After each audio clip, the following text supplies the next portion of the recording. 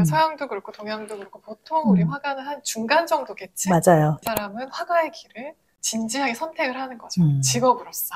그러니까 이제 그게 어쩔 수 없는 땡땡이었다. 어쩔 수 없는 선택이었다라는 것이죠. 그래서 사실은 키가 작은 것도 작은 거였는데 키가 한 150cm부터 살짝 작네요. 넘는 정도? 신분이 너무 높아서 화가가 되기에는 어울리지 않았잖아요. 네. 이분도 그래. 신분이 너무 높아. 너무 화가가 되기에는 어디까지 높아? 어디까지 높냐면 윤선도 잘 알잖아요. 네. 시조신, 조선 네네. 최고의 시조신, 그 집 후손, 아, 그 집 종손이었거든요. 특히 표정 같은 거. 네, 굉장히 그런 걸 그쵸. 보니까 또 약간 슬픈 그쵸. 느낌도 그리고 이렇게 속눈썹을 들기도 이렇게 살살살살 이렇게 그려냈는데 그게 굉장히 느낌이 좋더라고요. 그래서 사실 이 정도면 꽤 미남이에요. 그죠? 아, 그래요? 그런 이 정도 미남이죠. 그의 선택이 아니라 어쩔 수 없이 벼슬을 할 수 없어서였다. 근데, 벼슬 했으면 아니, 시간 이 없어서 이거 정도면은, 못했어. 이런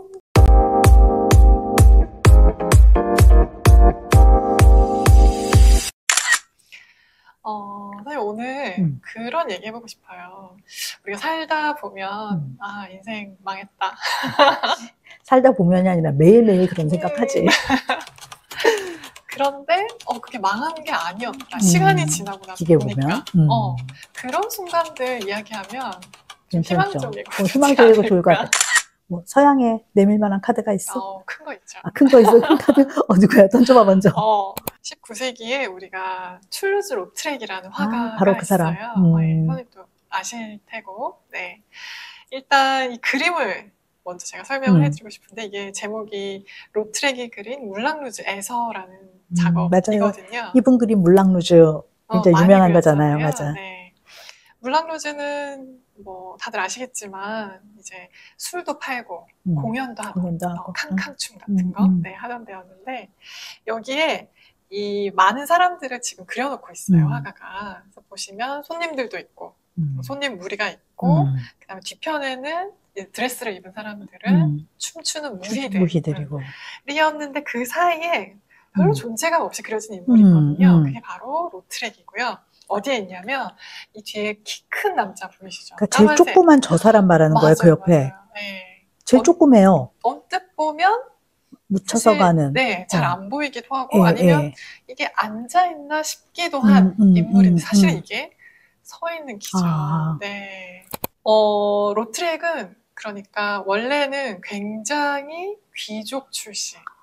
그러니까 신분이 높아서 그죠. 그 당시에는 화가를 꿈꿀 수 있는. 그거 뭐 동서양이 공이 그렇지 않아요? 네. 아무래도 화가는 그래도 어쨌거나 기술 뭐 예술가라고는 해도 그런데 귀족 집안에서 굳이 뭐 내 아들을 화가를 시킬 이유는 없는 거지. 그렇죠. 그러니까 서양도 그렇고 동양도 그렇고 보통 우리 화가는 한 중간 정도겠지. 맞아요. 또 너무 안 배우면 안 되니까. 그렇죠. 맞아. 딱 그 중간 정도 계층. 그래서 뭐 관심이 있었으면 그냥 취미로나마 했을 법한데 이 사람은 화가의 길을 진지하게 선택을 하는 거죠. 직업으로서. 그러니까 이제 그게 어쩔 수 없는 땡땡이었다. 어쩔 수 없는 선택이었다라는 것이죠. 그래서 이 그림에서 힌트가 나와 있어요. 이 사람이 그러네요. 사실은 굉장히 신체적으로 결함이 있었고 그 결함 때문에 귀족 사회에서는 견딜 수가 없었다. 특히 옛날이잖아요. 이게 뭐 요즘 같으면 그래도 많이 세상이 달라졌다고 하지만 19세기면 아직 정근대 사회고 귀족들이 막 뭐 따지고 뭐 하면은 좀 견디기 힘들었을 것도 같다. 네. 근데 이 사람 뭐 사고 아니면 태생적인 사고? 사고도 있었고 그 사고가 제대로 회복되지 못한 건 또 유전이었었죠. 유전이었고. 네. 이게 대퇴부의 사고를 당하게 되거든요. 그리고 더 이상 하체가 자라지 않아요. 자라지 않는. 네. 그래서 사실은 키가 작은 것도 작은 거였는데 키가 한 150cm부터 살짝 작네요. 넘는 정도? 서양 남자치고는 꽤 작은. 네.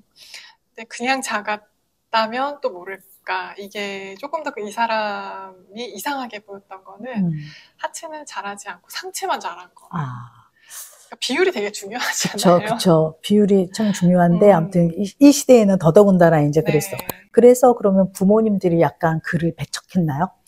당연히 아버지는 그렇게 요즘에 좋은 아빠들처럼 이 아이가 장애가 있지만 얘를 잘 키워야겠다 이런 생각은 아니었던 것 같아요. 그렇지. 19세기의 귀족이면 뭐 일단 그랬겠네요. 다만 이제 어머니는 당연히 자식에 대한 그런 아련한 마음이 있었던 것 같고요. 그래서 어머니께서 지원을 많이 해주죠. 화가가 되는 길에. 그리고 사실 뭐랄까, 귀족이 예를 들어서 귀족 사회 밖에서 할 수 있는 일, 그리고 이러한 신체를 가지고 할 수 있는 일이 한계가 있지. 네, 굉장히 제한적이었을 것 같아요.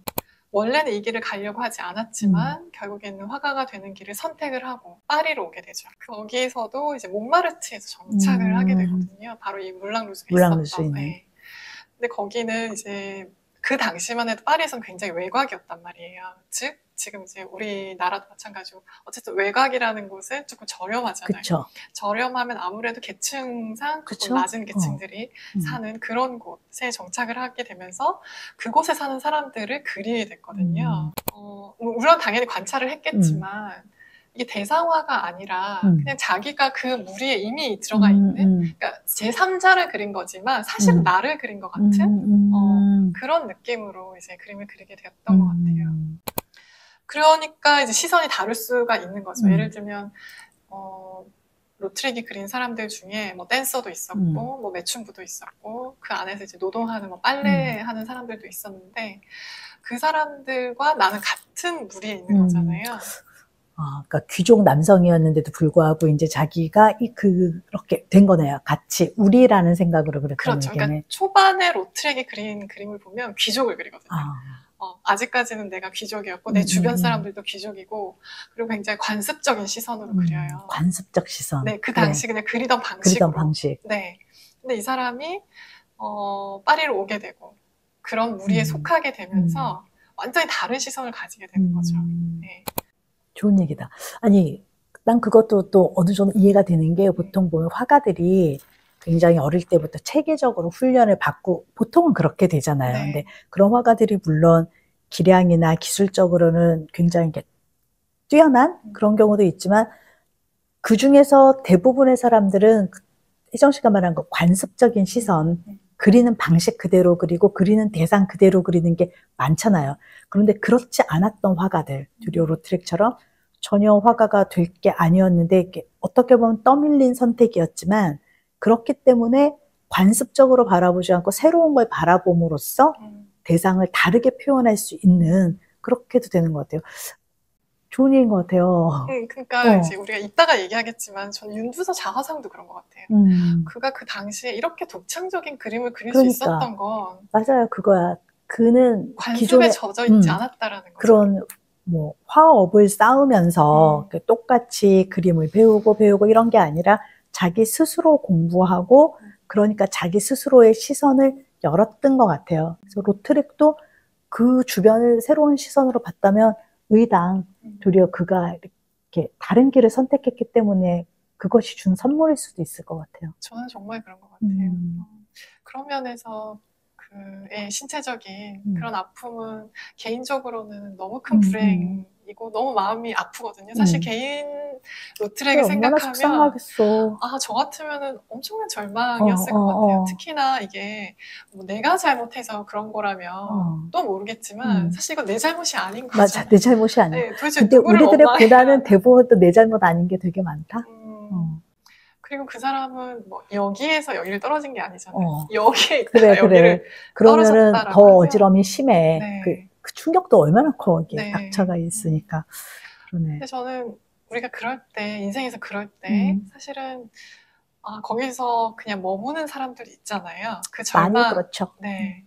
근데 이제 그러지 않았다라는 점이 이 로트렉의 위대함, 개인의 위대함이었던 것 같아요. 나는 물론 로트렉 그림 좋아하는데 미술사적으로 봐서도 그는 최고의 화가입니까? 정말 최고의 화가라고 할 수 있어요. 첫 번째는 일단은 이제 로트렉이 제일 먼저 평가받은 거는 포스터거든요. 포스터. 상업용 그 포스터. 유명한 그 물랑루즈의 거의 초기 멤버예요. 창립 멤버. 죽돌이 약간. 로트렉이 물랑루즈의 포스터를 그렸거든요. 그러니까. 그게 대박이 나요. 난 그래서 그게 그 당시에도 그랬지만 우리에게 현대 21세기까지도 물랑루즈라는 이름을 그러니까 우리가 알게끔 해준 건 우리 로트렉님의 덕이라고 봐야 돼. 그러니까 이 사람은 굉장히 주장할 수 있어. 그 지분이 많아. 맞아요. 맞아요. 그 이전에는 뭔가 포스터인데 좀 되게 세부묘사 같은 것들을 하거든요. 근데 이제 로트렉 같은 경우에는 세부묘사를 확 없애요.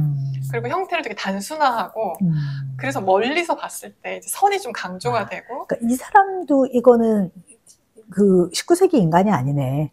거의 뭐 현대인의 감각 아닌 거예요. 네. 그러니까 그게 아까 보셨던 이 그림 물랑루즈에서도 마찬가지로 이것도 구도가 굉장히 특이하잖아요. 이거 보시면 이 우키요에 생각이 나거든요. 맞아. 사실 포스터도 이 우키요에서 좀 따온 거예요.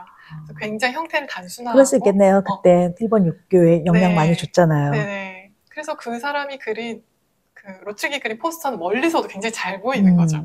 네.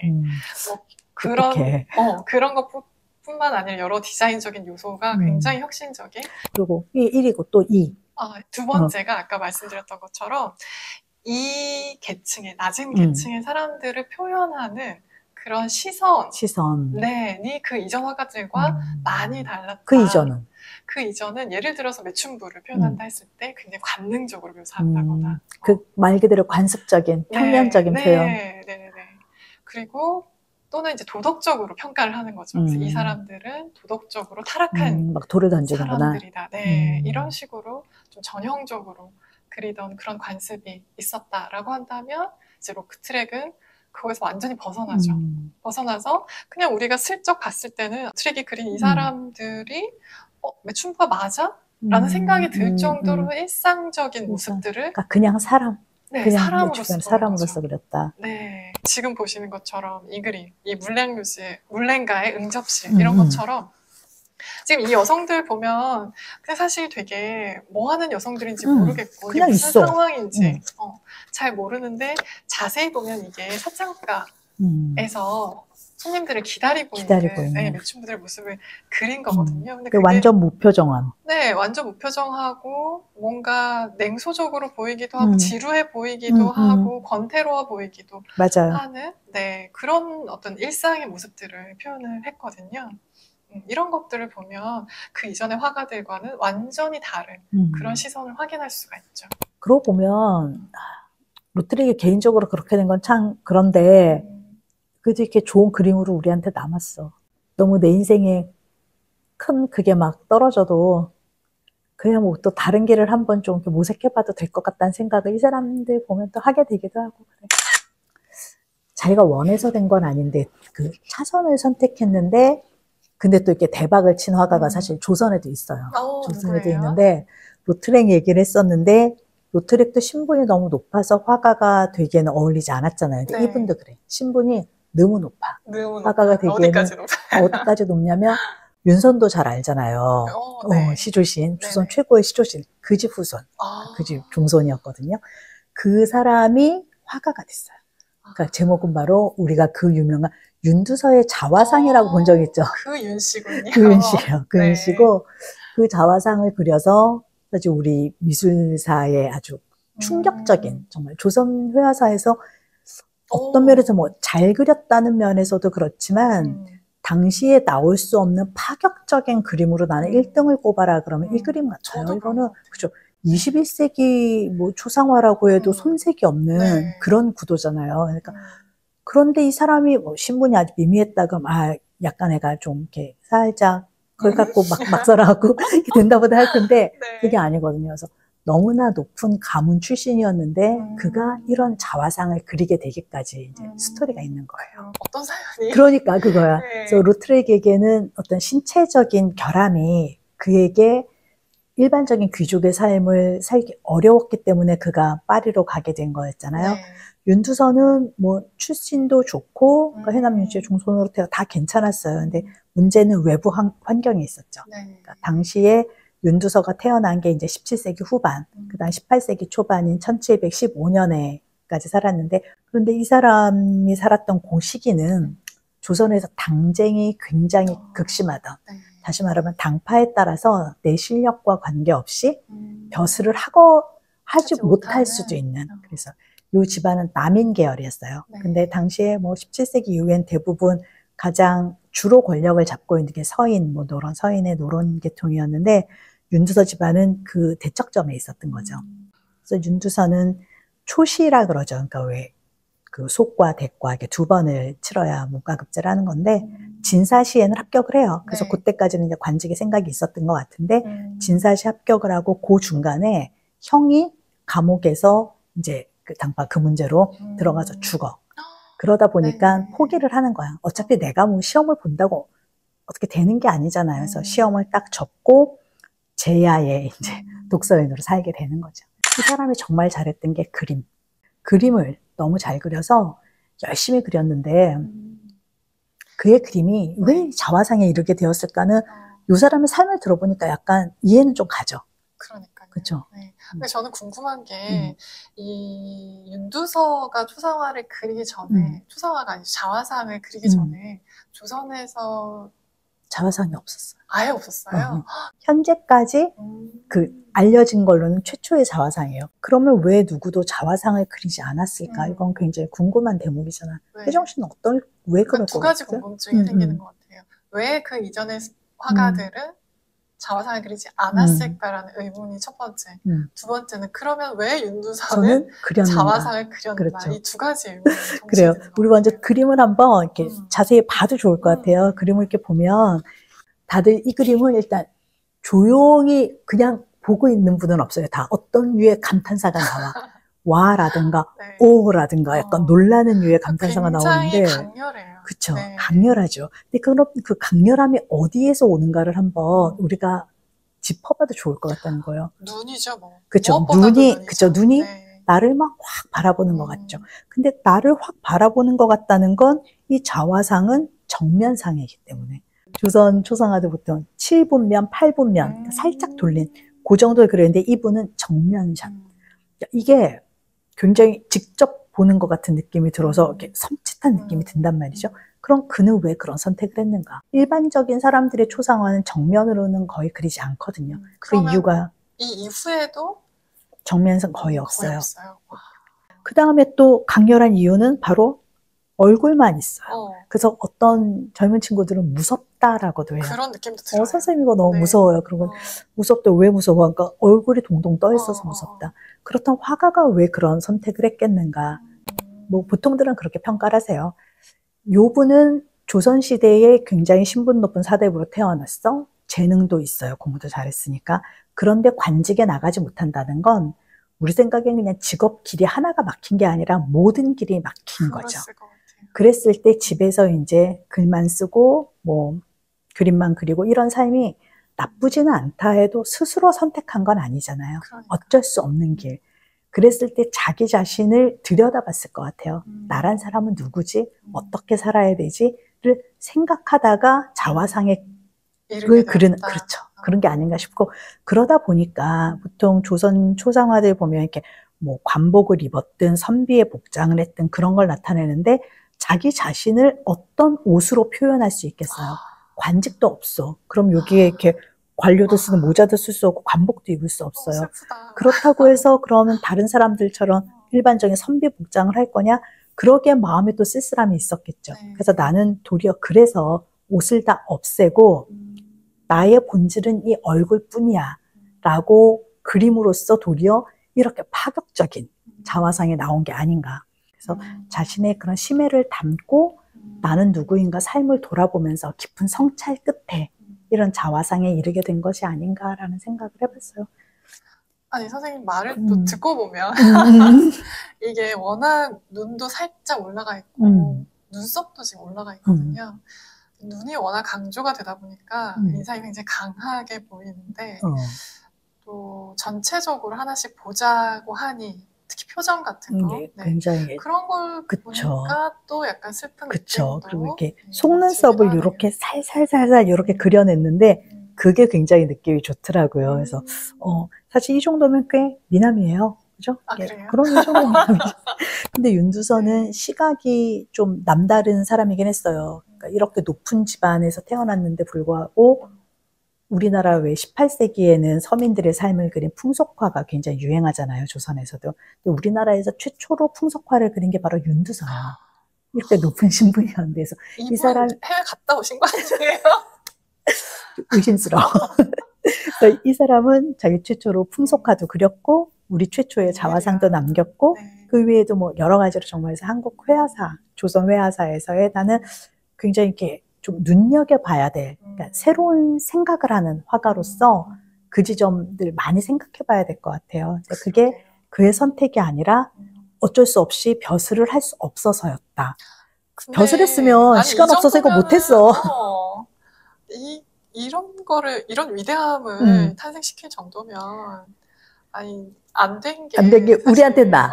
우리한테는 너무 난데, 당시에 윤두서의 마음을 어땠을지 모르겠어요. 그러나 우리가 이렇게 놓고 보면, 아, 진짜, 님이 벼슬 안 하고 남인들이 당쟁에 져서 이런 화가를 우리한테 준 거예요. 이 정도 시간이 없었으면 이 실력을 못 갖출 것 같아요. 그래서 바로 아까 혜정 씨가 말한 그 두 가지 질문 중에 하나, 왜 윤두서 이전에는 화가들이 자화상을 그리지 않았는가에 이르게 돼. 그거. 그러니까 이게 뭐냐면 초상화를 남긴다는 건 조선에서 신분 낮은 사람 아무 화가나 하는 일은 아니거든요. 뭐 임금이라든가 공신이라든가 아니면 아주 높은 사대부다든가 그래야 되기 때문에 일반적으로 실력 있는 화가들은 직업화가잖아요. 그러니까 신분이 낮아요. 그 사람들은 내 얼굴을 그릴 수가 없어. 그러니까 실력 있는 애들은 그릴 신분이 안 돼. 그런데 좀 신분이 높은 문인 화가들은 그림을 못 그려. 그래서 그림을 못 그려서 초상화는 전문적인 장르이기 때문에 그릴 수가 없는 거죠. 그런데 윤두서대에 이르니까 이 정도 신분에 이 정도 실력을 갖춘 화가가 빠방 하고 나온 거죠. 나의 뜻이 아니었으나 그래서 어쩔 수 없이 당파에 밀려서 벼슬은 못했지만 그 뒤에서 이렇게 최고 화가가 되기까지 나를 끊임없이 단련시키고 또 새로운 시선으로 나를 들여다보고 세상도 새로운 시선으로 봐서 풍속화를 그리는 그런 어떤 위대한 걸음을 남긴 화가의 이야기에서 너무 또 그 부분이 또 감동적이기도 하고 그래요.